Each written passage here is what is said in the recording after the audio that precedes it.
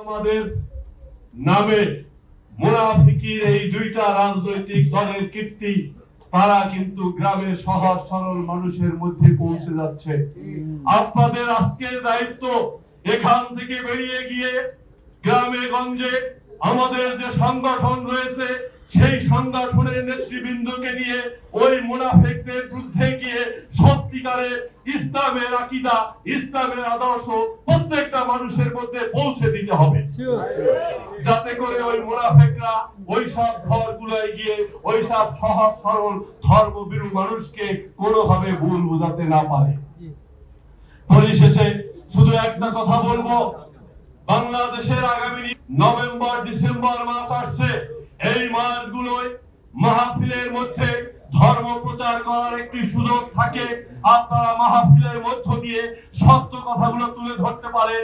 আমি আশা করব বাংলাদেশের প্রতিটি ইউনিয়নে প্রত্যেকটি থানায় জেলায় আপনাদের নেতৃত্বে মাহফিলের তালিকা দেওয়া হবে।